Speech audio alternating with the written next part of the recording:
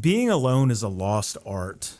People don't have to do it anymore. You have as much social interaction as you want at any given time. And by being alone, I'm not talking about being involuntarily removed from society because you can't behave. I'm talking about voluntarily packing up, going to some strange place with some strange people, and starting your social life from scratch. It's uncommon. It's scary. But that's where the fun is. And we can stay home as long as we want. We can stay in our familiar groups as long as we want. But being alone will reveal who you are to yourself. And I think paradoxically, it's going to make your social skills go up more than you ever thought it could. Most people kind of define themselves by the feedback of their friends and their family and their coworkers. You know, the people around you, the people you've grown up with. That kind of keys you in on your identity. But if you replace all those people and all those indicators and you put new people and new indicators in, it's like resetting your KD in Black Ops. Like the real possibility exists that maybe you're not as good at the game as you thought. Maybe people, strangers, won't like you as much as you thought you were liked at home because those people, the people at home have known you for 20 years. So it's scary to be the stranger. But like I'm telling you right now, that's where the fun is. So when I was 19, my area, my hometown got absolutely bodied by Hurricane Harvey. This was 2017. And I got my first real, genuine, authentic hunter-gatherer taste of community. Like ancient connection, like that you never feel in your day-to-day. And it took a natural disaster to get that because we were getting people off of roofs and people had medical conditions and they were flooded in their houses. It was crazy. And after we picked up, after we cleaned everything up and got everyone off their roof, I couldn't go back to normal life. It was weird. I had gotten my first real authentic taste of being part of a community, of connecting with everyone I lived near. And when it was all said and done, I couldn't go back to delivering hamburgers for DoorDash. It just didn't sit right. So I signed up to work with FEMA. I hit the road and they sent me to Florida. They sent me to South Florida. And this is me, a weird kid, going to a weird place in a weird state at a weird part of my life. And I genuinely did not know what would happen, what would come of me, right? Because I was always a social party animal. I don't know if I would just fall off the wagon and just, fly off the handle. But turns out, removing myself from everything that I considered routine was one of the best things that ever happened to me. First thing I noticed was all the cigarettes and alcohol and substances that I thought were necessary to have a good time. I had no desire for them anymore. I went out there legitimately worried I would crash out. I was like, you're sending me to Miami? And I'm like, I like to party. But once I got out there, once all the things that I was used to were gone, I was like, oh, I don't need to drink. I don't need to smoke. I don't need to do, fun substances. Wasn't necessary. So from the get-go, it started immediately revealing to me what was me and what was my environment. And that's only one of the benefits of being by yourself. You get to figure out who you are. Like, I bet I'm willing to wager many people go and take remote jobs, or not remote, but, abroad jobs, and become hotel gooners. And thankfully, that wasn't me. But, yeah, it'll show you what you need and then what you thought you needed, that's advantage number one. Advantage number two is having to make friends. Like, what do you do when you're 1,700 miles away from your home? You got to do something. I suppose you don't have to anymore, but you'll probably want to go be social somehow. And I started by just reading in the hotel lobby. I made friends with the entire hotel staff. They became like my de facto family while I was out there. I'd see them every day, multiple times a day. I'd always talk to them. But I noticed, like, doing this FEMA job, people would just pick me up. People would just pluck me out from the hotel lobby. One example is, like, there was a girl out for her sister's wedding. She was like the main, what's the bride, uh first lady, what do you call it, bridesmaid. And she didn't have a date, and she was obviously going through something. She was like, hey, you're my date now. And I was just reading in the lobby, I was like, excuse me, what? And we just went out on the town. We had fun. We went clubbing. I had to sneak in everywhere because I didn't have an ID. I was 19.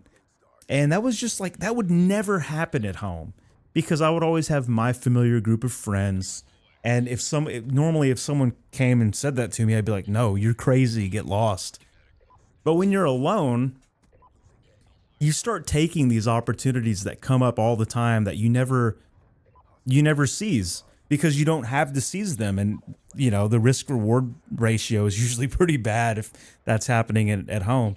But when you're out and about, you don't have anything else better to do. I had people all the time like that I didn't know. I'd go to the beach. I go to Nokomis Beach or something, to the drum circle. Look that up. It's weird. It's cool. And people would hit me up and just go like, we just go have a kickback at the house. They'd introduce me to all their friends. It's like, I ain't hanging out with strangers at home. That's not happening. But it could only happen. Hanging out with strangers could only happen if I'm the stranger. And I think that's true for most people because you will make sure subconsciously at home that you're never a stranger, that you're always kind of comfortable, that you're always kind of familiar with what's going on. But you miss out on so much by doing that. And being alone forces you to start taking these opportunities. Another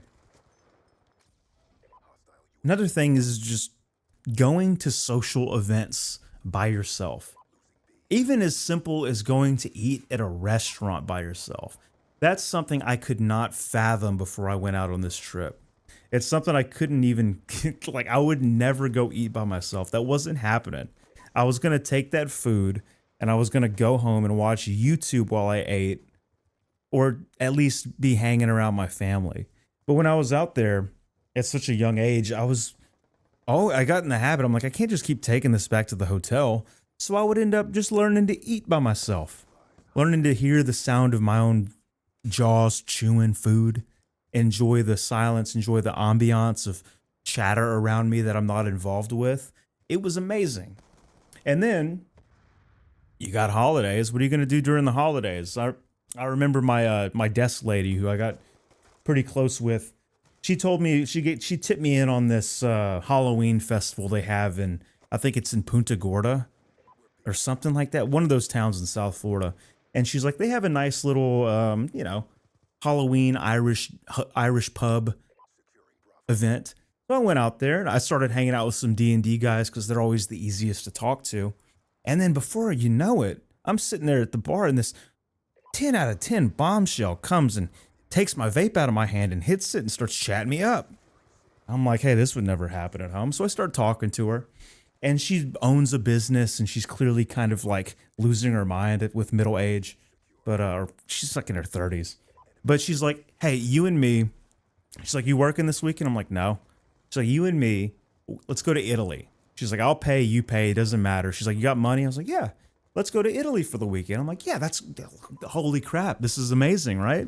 She's like, we just got to ditch my boyfriend over there. And I look up and across the bar is like Johnny Bravo built Marine. He's frame mogging me without even knowing I exist. And I was like, oh, this is like having to rescue the princess from the tower with the dragon, but I don't know if I want to fight the dragon too bad. So I just beat it. I just got lost. I figured out how to slip away, and my Italy trip never happened, but it was a fun experience. I was like, wow. I didn't have a group of friends around. I wasn't in my normal bars, at my normal parties. No one knows me. That's the feedback I got from people alone from scratch. I'm like, that's pretty good. Now it's mainly crazy, depressed women hitting me up, but that's pretty good, you know? And you don't know what's going to happen if you go to a place like this. If you go to like I said, a foreign place as a foreign guy, at least relatively foreign. It's Florida to Texas, but some interesting interactions will happen. And it taught me about myself. It taught me about how other people receive me, because at home that perception's always a bit distorted. You're always going to have noise and interference coming from the familiar, and getting in the way of, you know, who you are versus who you think you are. Another one more, last thing before I shut up is in the absence of constant social activity from friends and having plans and partying every weekend, I just started doing stuff. I just started upping my skills. Like I got back in the gym. I learned how to trade stocks and day trade and do crypto. I spent God knows how many hours just reading finance books on the, like in Siesta Key, just on the beach. And I just got my skills up. Like I learned so much, and I was already kind of on that path because I'm a financial advisor. I've always had that in my head to learn. But being out there with no interference, with nothing I had to do, with no plans that I was obligated to see through, I just started self-improving. And that's the biggest thing, I think, is just, it probably depends on the kind of person you are, but at least for me, in the absence of all the familiar, I just start self-improving.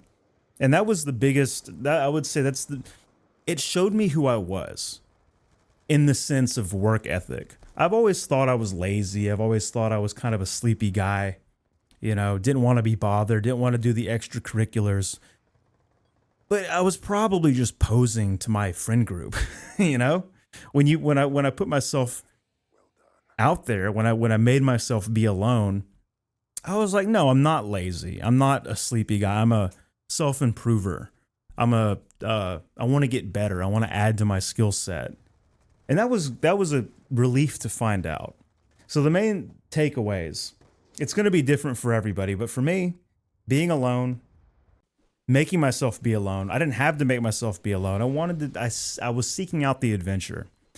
It taught me that people like me more than I thought they did. People are willing to hit me up. People that would never talk to me in my bum town in Texas would talk to me out in Florida as a stranger. That was kind of cool. That means I have something going for me if I ever had to move again, for real. Second thing is I didn't crash out. I thought I was going to crash out. I thought I was the routines and habits I had built up at home, but turns out you're not. Turns out if you've been at home your whole life, you probably don't even know who you really are until you change the environment, until you change the people. And maybe if you're somebody who struggles with laziness or substance abuse or something, maybe it's not you, maybe it's your environment. And the third thing is being alone made me want to single-mindedly self-improve. This kind of goes back to that number 2, the habits dropping off, but I just wanted to get better. There was nothing else to do but get better. And like I said, the impulse to go party and stuff wasn't there anymore. So in the absence of that, what else do you do except improve? So get out there if you can. You can't do this. It's hard to do this if you are settled down with a family or you're serious with a girl. But if you're young or you haven't started down the road of like marriage and family building, then you still have a good chance to do this without rubbing people that you have an obligation to the wrong way. Try to do this when you're young. I think it runs in my family. My great granddad was a Marine in Bellawood. His son, my grandpa, he was a merchant Marine. Everyone in my family in the Philippines is like the captain of a oil ship driving around like, you know, Africa. So I think it something about flooding awoke that in me. And it's something that I don't want people to miss out on. And this day and age, like the times we're going through, this is the easiest time to not take the call to adventure, to not be the stranger, to not put yourself out there and not test your skills out in no man's land. So if you can, I would recommend doing it. And that's it. I've kind of droned on too long in this video, so I'll talk to you in the next one. Go out there, be alone, but don't be forever alone. Take care.